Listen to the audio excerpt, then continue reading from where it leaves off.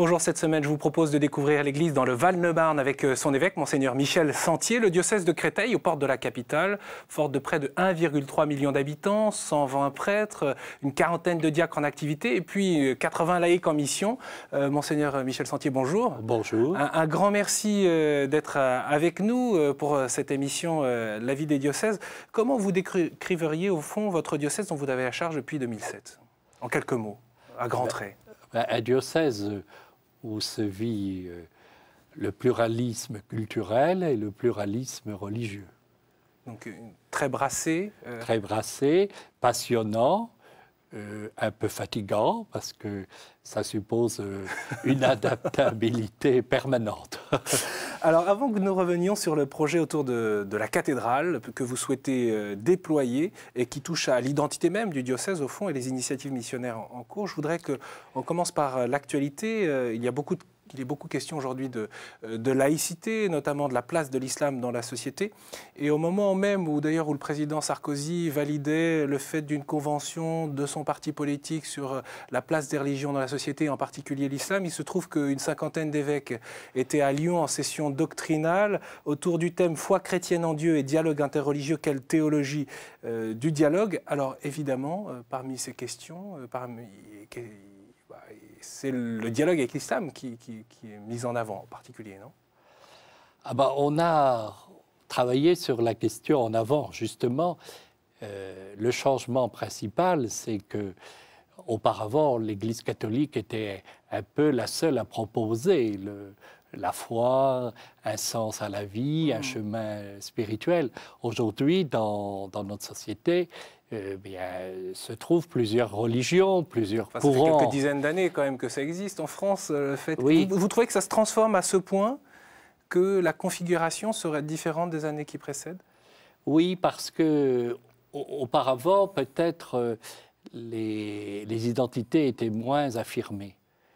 Et la société... Qu'est-ce qui vous fait dire ça par rapport à ce que vous observez la dans votre société diocèse ? sécularisée, où finalement, paradoxalement, où on voudrait que le religieux, justement, disparaisse de la société, ne le fait que de le manifester. Et on voit bien que les gens manifestent un besoin de sacré, un besoin religieux. On ne peut pas l'éteindre dans le cœur de l'homme puisque ça fait partie de l'homme. Alors je pense que les identités aujourd'hui s'affirment davantage et cela pose des questions nouvelles à l'Église et aussi au dialogue interreligieux. Qu'est-ce que vous retenez de cette session doctrinale, au fond, puisqu'il était aussi question de la manière dont les pères de l'Église eux-mêmes étaient confrontés à ce contexte multireligieux, c'était le cas des premiers chrétiens. Comment ils ont fait pour évangéliser ? Parce que, visiblement, ça leur a plutôt réussi. Eh bien, je pense que ça demande... Il y a eu beaucoup de martyrs en même temps. Une démarche de profonde intelligence. Les pères de l'Église ont d'abord écouté ce que vivaient leurs contemporains. Et la foi venait de la parole de Dieu, exprimée dans un monde sémitique, et ils ont réussi à redire les mots de la foi dans la culture des gens du peuple. Et c'est à donner des confessions de foi. Donc aujourd'hui, dans le dialogue avec nos contemporains, il faut que nous entendions les questions qu'ils posent. Et il faut que nous puissions les retraduire, les questions fondamentales sur l'homme, sur l'existence, sur Dieu. Il faut qu'on puisse les retraduire dans un langage qu'ils comprennent. Et ça correspond, ça pourrait marcher, ça pourrait fonctionner avec toutes les cultures et toutes les religions, d'après vous ?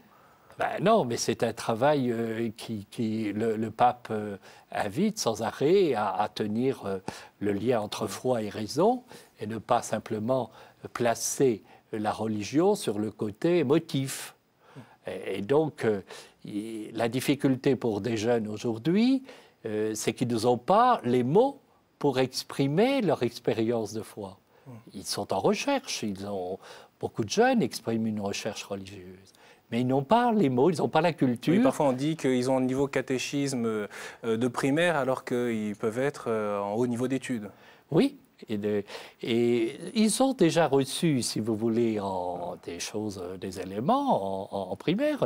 La catéchèse, je crois qu'il ne faut pas accuser les catéchistes, mais c'est parce que ce qu'ils ont reçu avec les nouvelles questions, la nouvelle culture intranet, de Facebook, ça pose des questions nouvelles. Et il faut qu'on puisse leur donner des moyens d'exprimer la foi dans la culture d'aujourd'hui. Parmi les temps forts de cette session doctrinale des évêques de France, il y avait ce dialogue entre Azzedine Gassi et le cardinal Barbarin, l'archevêque de Lyon. Azzedine Gassi, qui est le président du conseil régional du culte musulman et dont je vous propose d'écouter une interpellation.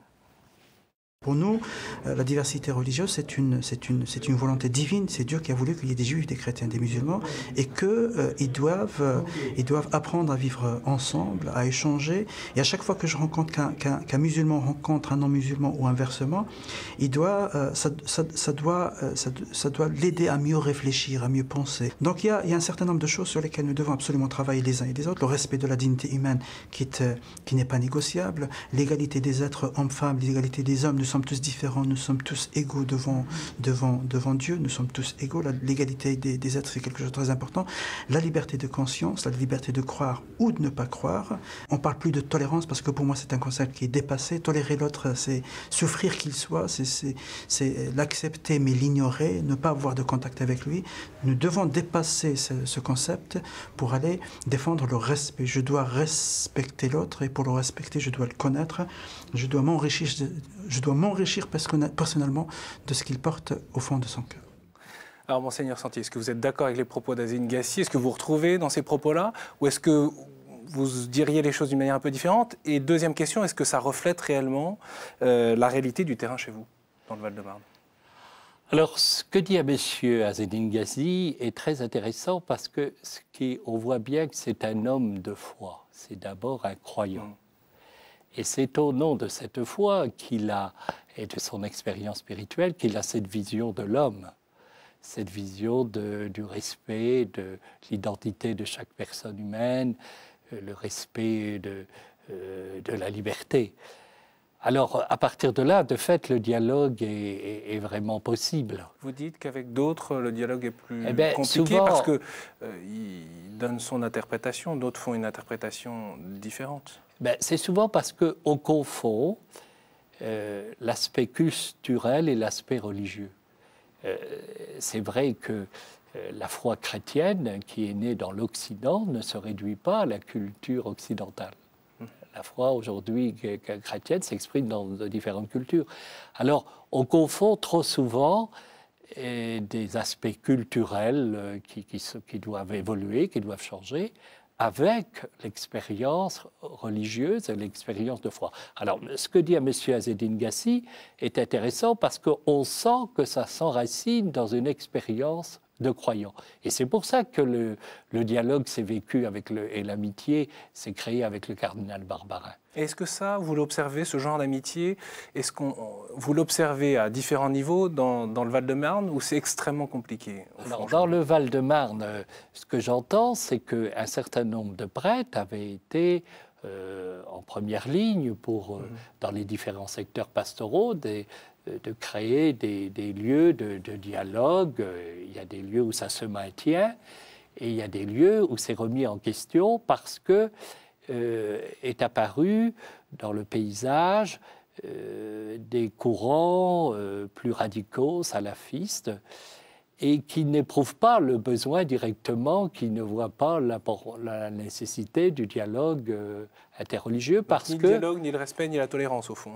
Peut-être, je n'irai pas jusque-là, mais puisque ils sont dans une période où ils réaffirment leur identité, ils n'éprouvent pas le besoin d'entrer en dialogue avec les autres. Autrement dit, pour vous, les politiques jouent-ils abusivement sur un terrain sensible, sur cette question de l'islam, la place des religions, ou est-ce qu'il y a des peurs qui sont fondées ou des réalités qui vous posent question? On sait que le Val-de-Marne est plutôt paisible comme département, avec, vous le disiez, multiculturel, multireligieux. Au fond, est-ce qu'il y a des questions qui se posent autour de ça aujourd'hui, de ce contexte? Moi, je crains que ce débat durcisse les positions.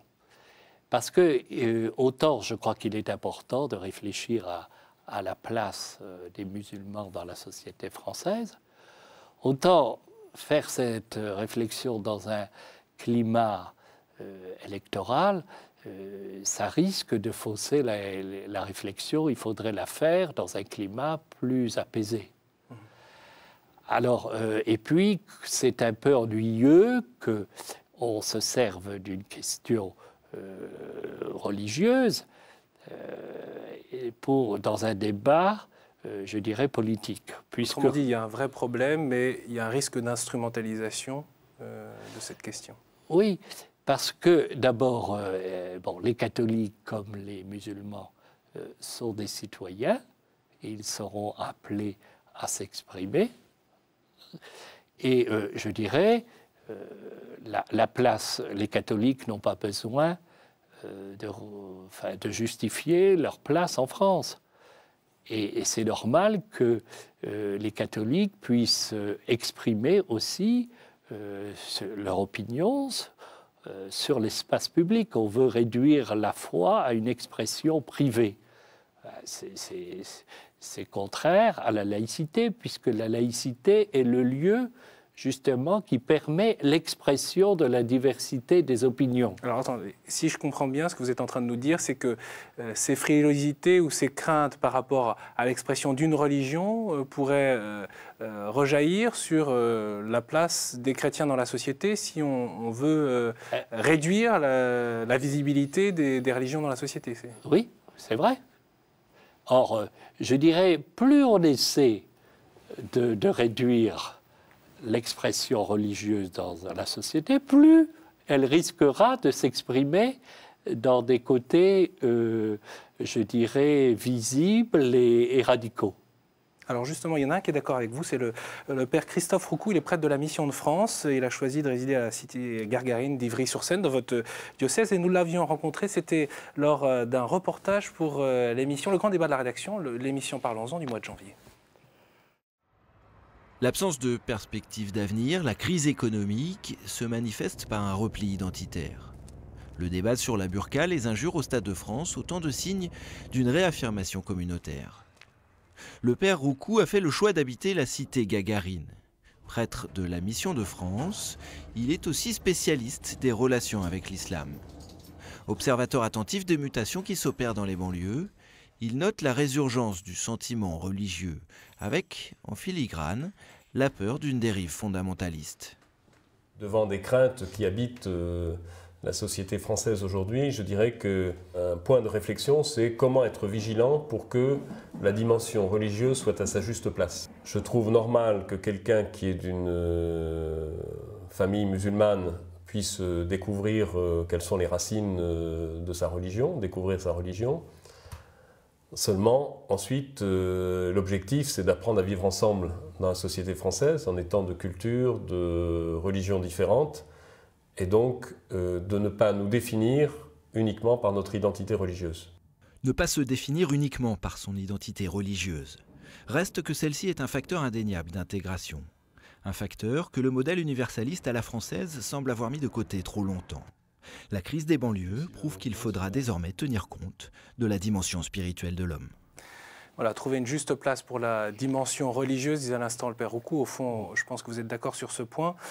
Mais comment ne pas établir une laïcité trop étriquée, en même temps en régulant ces expressions religieuses dont on disait tout à l'heure qu'elles pouvaient soulever de nombreuses interrogations. Vous signaliez certains mouvements ou courants religieux chez les musulmans, par exemple.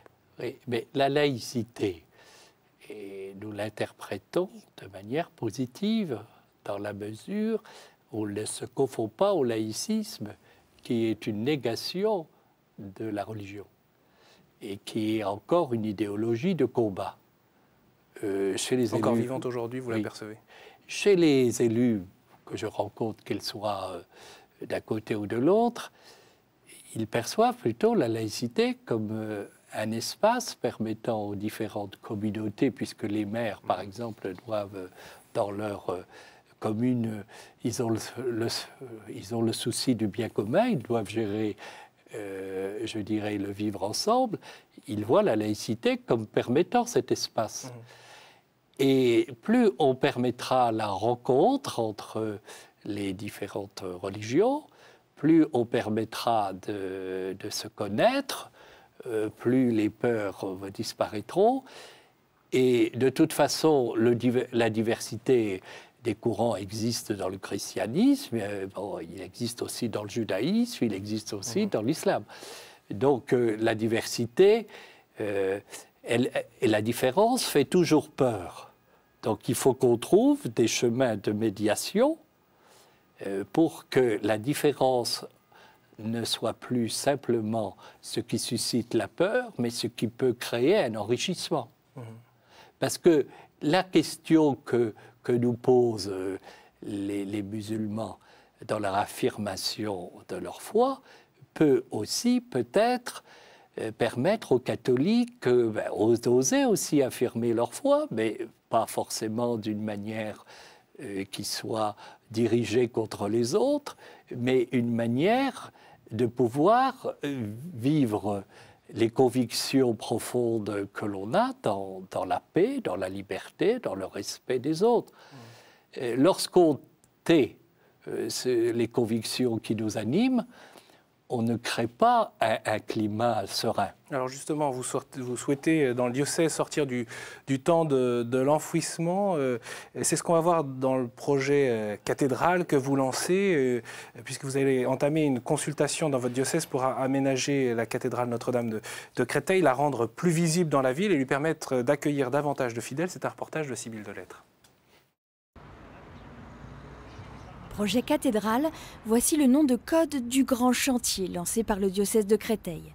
Objectif, déployer l'actuelle cathédrale pour la rendre plus visible. La cathédrale Notre-Dame de Créteil, c'est une cathédrale typique des années 70, des années d'ecclésiologie de l'église enfouie. Donc vous voyez tout de suite que la cathédrale est au cœur du quartier, de taille basse,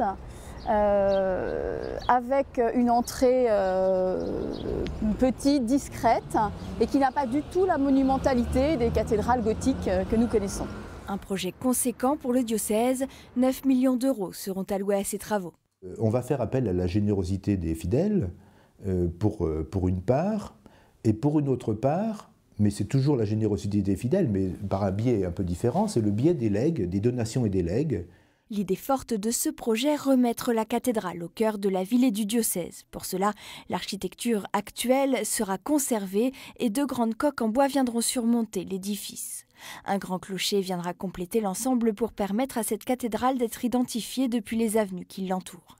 Un changement extérieur mais surtout intérieur, la capacité d'accueil passera de 600 à 1200 places. Aujourd'hui, on a davantage besoin d'être visible. Ça n'empêche pas que les chrétiens sont actifs et discrets dans les hôpitaux, dans les prisons, au travail, mais qu'il y ait un lieu de rassemblement pour des célébrations liturgiques, et puis ensuite on est envoyé dans nos lieux de mission. Et on estime qu'il y a une 50aine d'événements diocésains aujourd'hui qui ne peuvent pas être déployés à leur juste mesure par manque de capacité dans la cathédrale. Une lisibilité nécessaire aujourd'hui, réponse à un désir des chrétiens du diocèse. Un signe fort également pour la ville de Créteil. Après la construction de la grande mosquée, cette cathédrale nouvelle version sera elle aussi ouverte sur la ville. Un espace culturel est prévu. Les alentours seront transformés en jardin, de quoi renforcer un peu plus le vivre ensemble ici à Créteil. La cathédrale fait partie des bâtiments du quartier et les gens y tiennent. Ils sont attachés à ce bâtiment, notamment à ce fameux clocher qui fait un peu question dans le projet. Et puis, voilà, cette présence chrétienne dans le quartier, ils y sont sensibles.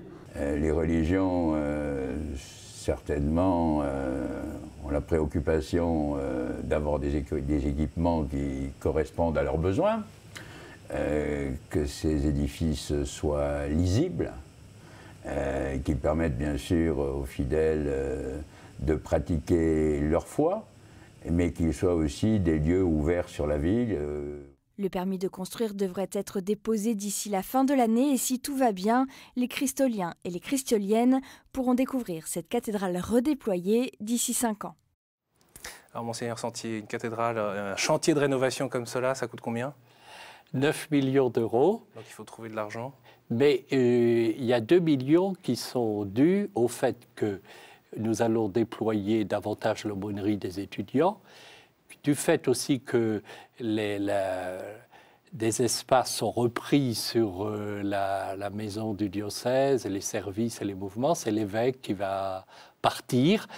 Et donc, il faut bien racheter une maison, il faut bien aménager ce qui est destiné à la pastorale des étudiants. C'est ça qui ajoute 2 millions d'euros. L'aumônerie des étudiants est au sein même de cet ensemble immobilier, juste en face de l'université. La pastorale des jeunes, quoi. C'est aussi pour accentuer un nouveau projet pastoral. La cathédrale, elle abrite la cathèdre, qui est le signe de l'autorité même de l'évêque. Au fond, ce grand chantier, ce projet cathédral, il touche à l'identité même du diocèse, au fond.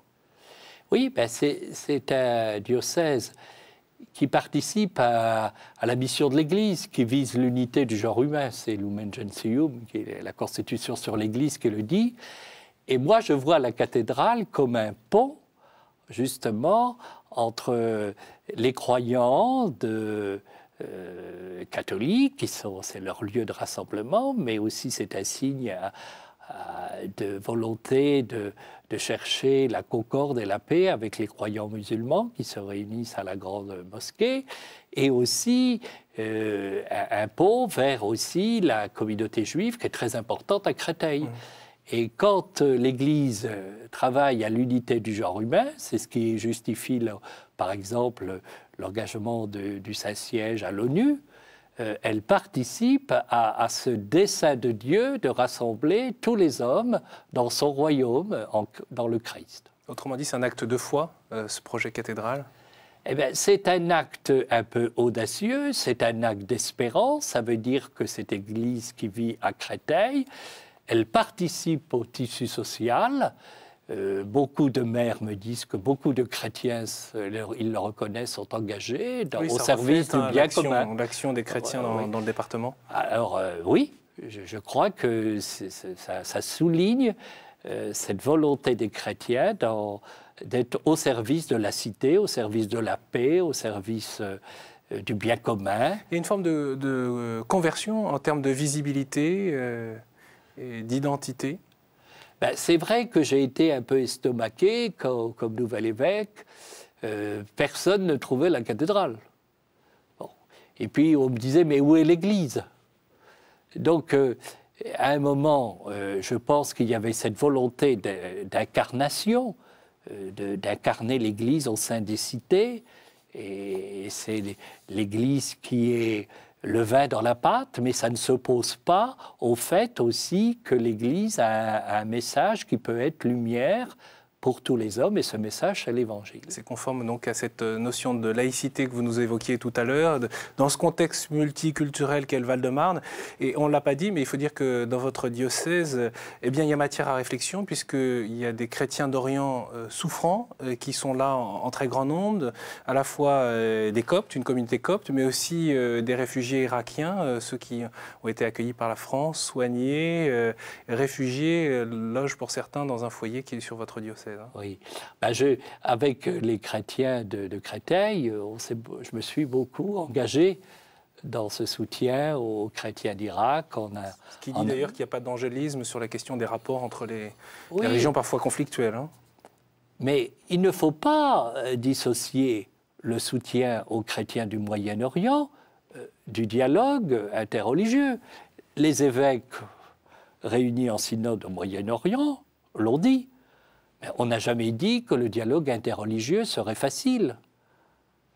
Ceux qui ont travaillé à l'unité des chrétiens, comme Roger Schutz à Thésée, il l'a payé de sa vie.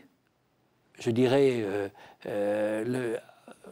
faire avancer aujourd'hui l'unité du genre humain, faire avancer aujourd'hui le dialogue entre les différentes religions, tous ceux qui travaillent à cela, c'est une énergie considérable. Vous voyez, toute l'énergie que le pape, le bienheureux Jean-Paul II, a employé pour faire progresser.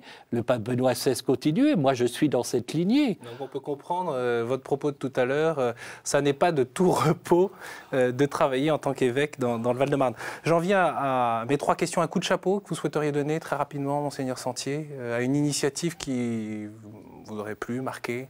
Eh bien, mon coup de chapeau, il va d'abord à tous les catholiques, tous les chrétiens que je vois engagés sur les lieux de blessures, de fractures de la société. Dans une visite pastorale, j'ai vu beaucoup de chrétiens, par exemple, très présents à toutes les personnes seules, à toutes les personnes fragiles dans les hôpitaux, les maisons de retraite, les personnes handicapées. C'était à Brie, Nogent, au Perreux. Un rendez-vous à ne pas manquer, enfin pour conclure. Eh bien, pour les jeunes lycéens, je les invite le 19 mars, justement. Comment vivre sa foi chrétienne alors qu'on est au lycée avec des jeunes musulmans, avec des jeunes juifs, avec des jeunes incroyants?